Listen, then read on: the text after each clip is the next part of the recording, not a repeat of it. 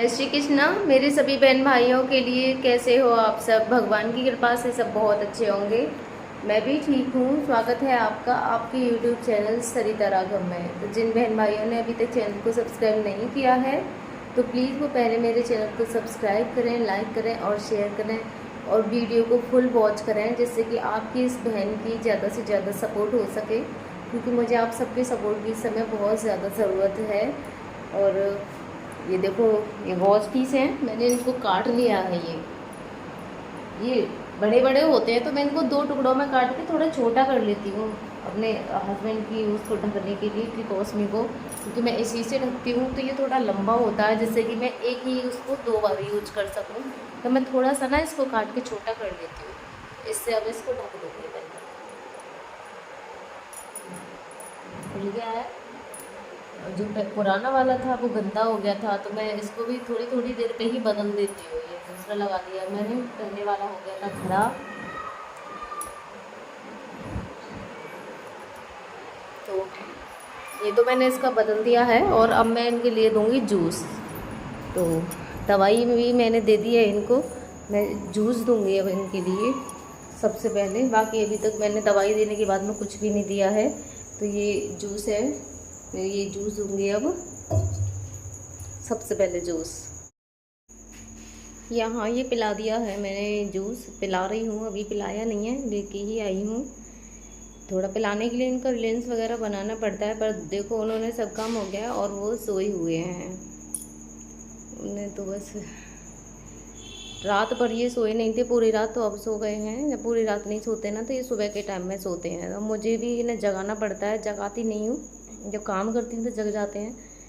अभी जग गए थे जब मैंने इनकी तकिया वगैरह लगाए थे, पर दोबारा से फिर से सो गए हैं। और ये देखो जूस भी इनका होने वाला है, पर ये सो ही रहे हैं। अब ये थोड़ा सा पानी में डालती हूँ नली को साफ़ करने के लिए, क्योंकि कोई भी खाना दो उसके बाद में पानी डालना होता है हमें नली को साफ़ करने के लिए। तो जूस हो गया है, उसके बाद मैं ये इसमें पानी डाल रही हूँ, जिससे कि इसकी सफाई हो सके अच्छे से। हो रहे हैं बहुत ज़्यादा बादल, ये देखो आपको सबको दिखाई दे रहे होंगे।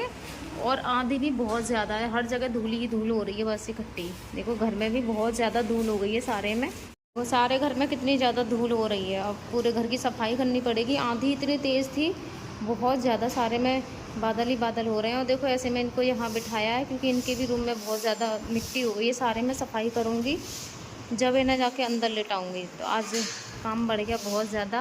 और वो तो सो रहे हैं, क्योंकि मौसम थोड़ा सा ठंडा हो गया है, हवा चल रही है। तो देखो बैठे बैठे सो रहे हैं। ये पता नहीं क्या हो रहा है, होठों पे लेयर सी छूट गई है इनके। इन्हें तो आराम मिल रहा है, बाकी का देखो कितना काम बढ़ गया आज। आज आंधी ने मेरे लिए कितना सारा काम बढ़ाया है। ये देख रहे हैं आप, कितनी सारी धूल जम गई है हर चीज़ पे। और ये मेरे हस्बैंड का कमरा हो रहा है स्पेशल, तो इनकी तो हर चीज़ का वैसे भी मुझे बहुत ज़्यादा ध्यान रखना पड़ता है कि इन्फेक्शन ना हो। तो आंधी ने इतना सारा काम बढ़ा दिया, ये सारी चीज़ें मुझे पहुँचनी पड़ेगी। देखो कितनी सारी धूल, खिड़की, दरवाजे, और इनका सड़क के किनारे वैसे भी आता है रूम, तो इसमें तो और भी ज़्यादा धूल आती है। तो अब ये पूरे घर मुझे ऐसे पहुँचना पड़ेगा। और तो मैं ऐसे ही कर दूँगी, इनके कमरे की तो मुझे अच्छे से ही सफाई करनी पड़ेगी। पूरे पे धूल जमी पड़ी है बहुत बुरी तरीके से। मैंने पानी ले लिया और इसमें ना थोड़ा सा सरफ मिला लिया, जिससे कि ये अच्छे से साफ़ हो जाए दरवाजे। क्योंकि सरफ मिला के अच्छे से साफ़ होंगे, क्योंकि मिट्टी ही इतनी है और जब तक थोड़ा सा सरफ ना मिलाओ ना तो ये साफ़ नहीं होती है। ये पूरा जमा पड़ा है, देखो अच्छे से साफ़ हो रही है, पूरी हो गई, चपक गई। सब मुझे ऐसे ही पोछने पड़ेंगे।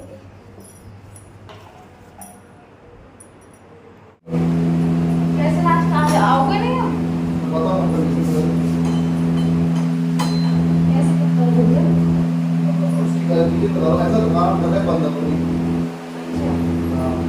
तो या तो मैं इसके लिए बनाना पड़ेगा।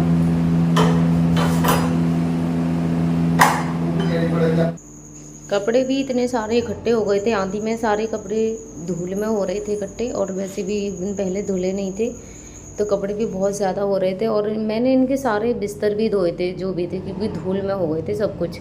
सड़क के किनारे इनका कमरा आता है ना, तो उसमें धूल भी बहुत ज़्यादा आती है। तो मैंने फिर इनके सारे बिस्तर वगैरह जो भी थे सबके सब धो दिए। तो कपड़े भी बहुत ज़्यादा हो रहे थे। जैसे कि धूल है, इन्फेक्शन का डर तो होता ही है, इनके लिए तो है ही सबसे ज़्यादा इन्फेक्शन का डर। तो मैंने इनके जो भी थे तकिया के कवर वगैरह सब कुछ धो दिए, बिस्तर वगैरह जो भी था सब कुछ धो दिया। और जैसे कि अब साफ़ सुथरा रह सके और इन्हें भी कोई इन्फेक्शन ना हो, इन्फेक्शन की ही इनके लिए सबसे ज़्यादा डर रहता है। जैसे कि इनको इन्फेक्शन ना हो, तो मैं किसी चीज़ का ध्यान रखूँ या ना रखूँ, इनकी तो हर चीज़ का मुझे बहुत ज़्यादा ध्यान रखना होता है। लेकिन फिर भी कुछ ना कुछ प्रॉब्लम होती रहती है। ऐसे पेशेंटों को बहुत ज़्यादा डर रहता है, क्योंकि इनकी खुद की बॉडी तो काम करती नहीं है, हर चीज़ बहुत जल्दी नुकसान करती है इनको। कोई भी चीज़ हो, अगर थोड़ा ठंडा दे दिया तो सक्शन बढ़ जाना, कोई भी चीज़ हो, बॉडी में जान थोड़ी कम होती है ना, तो हर चीज़ बहुत जल्दी नुकसान करती है। तो इसीलिए मैंने इनके सारे कपड़े ही धो दिए निकाल के, कि धूल बहुत ज़्यादा आई थी घर में, हर जगह धूल ही धूल थी, तो बिस्तरों में भी तो धूल गई होगी, तो इसलिए मैंने सारे कपड़े धो दिए निकाल के। अब ये मैंने मशीन में ही हल्का हल्का सा, वैसे मैं मशीन में सुखाती नहीं हूँ कपड़ों को, क्योंकि इन दिनों में तो ज़रूरत पड़ती नहीं है सुखाने की, लेकिन मौसम की वजह से मैंने थोड़ा सा पानी मशीन में ही निकाल दिया है, जिससे कि ये जल्दी सूख सके। इधर ये थेरेपी हो रही है, थेरेपी वाले सर भी आ गए हैं, पर अब एक और प्रॉब्लम हो गई है कि जो सर हैं ना वो मना कर रहे हैं अब थेरेपी के लिए। ऐसे बोल रहे हैं कि क्योंकि इनका ना पहले झाझर में सेंटर था, तो झाझर हमारे यहाँ से 10 किलोमीटर दूर पड़ता है, पर अब ये बोल रहे हैं कि मुझे सेंटर बंद करना पड़ रहा है, क्योंकि इनका जो सेंटर है झाझर में थोड़ा कम चल रहा है। इनके 2-3 सेंटर हैं, तो ये उस सेंटर को बंद करने के लिए बोल रहे हैं। कह रहे हैं मैं बुलंदशहर में जाऊंगा, और बुलंदशहर से यहाँ पे थोड़ा दूर पड़ता है आने में। बुलंदशहर हमारे यहाँ से कम 50 किलोमीटर है शायद, तो उसी की वजह से कह रहे थे फिर चार्ज बहुत ज़्यादा हो जाएगा अगर मैं वहाँ से आऊँगा, और मैं एक के लिए अगर यहाँ थेरेपी करने आता हूँ। ये इस पे दबाएँ रखी रहती हैं, तो इस सब पे भी धूल बहुत ज़्यादा जम गई थी। ये इनकी मशीन है भाप वाली मशीन, तो सभी पे सारी चीज़ें ही मुझे पहुंचनी पड़ेंगी। बाकी सारे काम तो मैंने कर दिए, बस इनकी यही रह गया था पहुंचने के लिए। इनके सामान है, ये दवाई वगैरह रहती है इस पे जो चादर बिछी हुई थी वो तो मैंने धो दी है, तो अभी सूखी नहीं है, उसे बाद में से बिछा दूँगी। ये सारा सामान पहुँचने के बाद में, तो पहले इसको अच्छे से पहुँच लूँगी, हर चीज़ को पहुँचना पड़ेगा। फिर जब चादर इसकी सूख जाएगी तख्त की, तो मैं उसको इस पर बिछा दूँगी। इस पे इनका ही सामान रहता है, आप देख रहे होंगे सारी दवाएं वगैरह जो भी हैं। थोड़ा बड़ा जो सामान होता है उसको मैं अलग रख देती हूँ, और जो सक्शन मशीन है उसको तो मैं ज़मीन पे ही रखती हूँ। तो ये तो दवा वगैरह और जो स्प्रे वगैरह है, पाउडर वगैरह जो इनके यूज़ होते हैं, सैनिटाइज़र वगैरह, दवाएँ, यही सारी चीज़ें हैं इस पर। और बच्चों से भी मैंने मना कर रखा है कि इनकी बस इस वाले उस पर तो आया ही ना करें, क्योंकि इस पर सारी चीज़ें इनकी हैं। तो बच्चे भी जानते हैं, समझते हैं, तो वो इनकी किसी भी चीज़ को हाथ नहीं लगाते हैं। वरना तो बच्चों की आपको पता ही है कि कैसे होते हैं, बच्चों से कितना भी कुछ कह लो उन पर कोई असर नहीं पड़ता है। तो मेरे बच्चे हाथ नहीं लगाते, मैंने मना कर रखा है, क्योंकि 1-2 बार मैंने पिटाई लगा दी है, वो जब मानते नहीं है, क्योंकि ये पल्स ऑक्सीमीटर है ना, इससे बहुत खेल समझता है मेरा बेटा। ये समझता है ये पता नहीं क्या खेल है, खुद अपना चेक करेगा। एक दिन मम्मी से कह रहा, मम्मी ये इसमें लगा दो, इसको मैं चेक करूँगा। तो ये चादर भी अब सूख गई है, इसको भी मैं बिछा दूँगी अच्छे से। तो अब ये सारी जो दवाएं वगैरह हैं इसके ऊपर मैं लगा दूँगी। ये जो मैंने लगा दिया है, सफाई हो गई है इनकी अच्छे से। तो यही है, इनकी हर चीज़ को बहुत ज़्यादा केयर करनी पड़ती है मुझे, इनकी सारी चीज़ों की, क्योंकि इनके लिए यूज होती हैं। जो चीज़ें इनके लिए यूज होती हैं उसकी तो हर चीज़ की ही सफाई रखनी पड़ती है। सफाई नहीं करूँगी तो वो हमारे लिए ही समस्या बनेगी। तो मेहनत तो मेरे लिए है ही, मेरा पूरा दिन बस ऐसे ही जाता है कि मैं आपके लिए कुछ बता नहीं सकती हूँ। ये हर चीज़ ही मुझे देखनी पड़ती है, सब कुछ देखना, इनके लिए भी देखना, काम भी देखना। मम्मी भी आ गई हैं सपोर्ट के लिए, पर उनसे भी इतना ज़्यादा काम होता नहीं है, तो बस ऐसे ही है।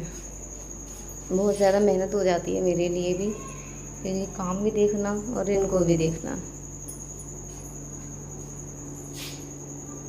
तो ये सारे इनके सामान भी हो गया है, सफाई भी हो गई है। आज ना मैं आपको ये बताऊंगी कि मुझे अपने हस्बैंड के पैर क्यों बांधने पड़ते हैं, क्योंकि बहुत बार मुझसे कमेंट में कई बहन भाई पूछ चुके हैं, इंस्टाग्राम पे भी पूछ चुके हैं, और यहाँ पे भी पूछ चुके हैं कि तुम अपने हस्बैंड के पैर क्यों बांधते हो। तो इसका भी एक रीज़न है कि मुझे उनके पैर क्यों बांधने पड़ते हैं। मैं आज आपको यही बताऊंगी कि मुझे उनके पैर क्यों बांधने पड़ते हैं। तो ये देखो, मैंने यहाँ पे व्हील चेयर पर इनके पैर, दोनों पैरों को बांध रखा है। दोनों पैर बंधे हुए हैं और ये बेचारे बैठे हुए हैं। इन्हें भी परेशानी तो होती होगी, लेकिन मेरी भी मजबूरी है कि मुझे ना इनके पैरों को बांधना पड़ता है। और ये देखो गर्दन कैसे लटका रखी है, बिल्कुल ऐसे बांध रखी है। अब ये हरकत दिख रही है इनकी। अगर मैं इनके पैर नहीं बांधूंगी ना तो ये देखो इस तरीके से होते हैं। पैर बंधे हुए हैं तो ये बचे हुए हैं गिरने से। अगर मैं पैर नहीं बांधती हूँ ना तो ये हर थोड़ी थोड़ी देर पे नीचे गिरते रहते हैं। और मुझ में भी इतनी ताकत नहीं है कि मैं इन्हें बार बार खींचती रहूँ। देखो बंधे हुए हैं पैर, फिर भी कैसे आगे को सरके हुए हैं पूरी तरीके से। और फिर मुझे देखो इस तरीके से इनको बार बार ऐसे खींचना पड़ता है। और पैर बंधे हुए हैं तो ये थोड़ी देर के लिए रुके रहते हैं। अगर नहीं बांधती हूँ ना तो इन्हें बार बार खींचना बहुत ज़्यादा मुश्किल होता है मेरे लिए, क्योंकि ये बिल्कुल भी नहीं रुकते हैं। ये चलाते हैं अपने पैरों को, तो पैर चलाने की वजह से ना ये थोड़ी थोड़ी देर पे ही कुर्सी से नीचे के लिए सरक जाते हैं। तो मेरे घर में कोई जेंट्स तो है नहीं, आप सबको बताइए, हम लेडीज ही रहते हैं यहाँ पे। तो मुझे कई बार ये ऐसे नीचे गिर गए हैं बिल्कुल, तो बाहर से एकदम से मुझे बहुत जल्दी से किसी न किसी को बुलाना होता है, जब जाके इन्हें ऊपर बैठाते हैं। तो देखा आपने, मैं इसी वजह से इनको व्हील चेयर पे बिना बांधे नहीं बिठाती हूँ, क्योंकि ये बार बार सरकते हैं उस पैसे नीचे की तरफ। जब पैर बंधे हुए नहीं होते हैं तो ये बिल्कुल कई बार नीचे गिर चुके हैं। तो जब नीचे गिर जाते हैं ना तो मुझ पे भी ये खींचते नहीं है, क्योंकि ये हाथों को भी चलाते हैं। अगर ये ना चलाएं, नॉर्मल ऐसे ही बैठे रहें चुपचाप, तो कोई परेशानी नहीं है, मुझे बांधने भी नहीं पड़ेंगी। ये चलाते हैं पैरों को, पैरों को चलाने की वजह से ये धीरे धीरे कुर्सी पे से आगे की तरफ सरक जाते हैं, जिससे कि ये गिर जाते हैं। तो इमरजेंसी में मुझे कई बार ऐसे बहुत बार हुआ है, तो मुझे भी डर लगता है बहुत ज़्यादा। और मुझसे ये फिर खींच नहीं पाते हैं, थोड़ा थोड़ा सरकते तो मैं जल्दी जल्दी खींचती रहती हूँ। और बंधे हुए होते हैं तो थोड़ी देर में आगे को सरक पाते हैं ये धीरे धीरे करके। जब बंधे हुए नहीं होते हैं ना तो ये शायद 2 मिनट भी नहीं रुकते हैं, आगे सरकते रहते हैं। तो मुझ पर भी मेरी सांस फूल जाती है इन्हें खींचते खींचते। मैं भी इन्हें इतना नहीं खींच पाती हूँ, तो इनके पैरों को ही बांध के रखती हूँ, जिससे कि ये गिरे ना, सरके ना, क्योंकि इनके लिए भी प्रॉब्लम हो सकती है। मान लो कि आगे मुँह के बल ही गिर जाएँ ये, तो इनकी भी चोट लग जाएगी। एक बार ये गिर गए थे, पर वो तो उसकी वजह से गिरे थे, ऐसे ये पीछे की तरफ ऐसे बहुत ज़्यादा होते हैं, तो ये गिर गए थे और इनके सिर में ही बहुत ज़्यादा चोट आ गई थी। दोबारा से बहुत तेज़ सिर की आवाज़ हुई थी। तो मैंने ऐसे दीवार के सहारे भी नहीं लगाती हूँ, क्योंकि ये इस तरीके से करते हैं तो चेयर भी आगे की तरफ भागती है। तो यहाँ पे हमारे एक खंभा है, ये रहा यहाँ, इसके बीच में इधर और इधर ये व्हील चेयर होती है ना, यहाँ पे बिल्कुल ऐसे फंस जाती है बीच में, तो इन्हें इसकी सपोर्ट मिल जाती है। तो व्हील चेयर भी आगे नहीं बढ़ती है और ना ही इनका सिर पीछे की तरफ लटकता है। आपने देखा कि सिर पीछे लटका लेते हैं। तो बस यही वजह है कि मैंने व्हील चेयर पर पैर क्यों बांधती हूँ। तो बस आप अपनी इस बहन पे अपने आशीर्वाद बनाए रखें, अपनी सपोर्ट बनाए रखें, और इसी तरह से मेरी वीडियो को फिर वॉच करते रहें। बस आप सबकी कृपा से ही मैं अपने हस्बैंड को ठीक कर सकती हूँ। तो प्लीज़ ज़्यादा से ज़्यादा मुझे सपोर्ट करें और अपनी इस बहन पे अपना आशीर्वाद बनाए रखें। धन्यवाद।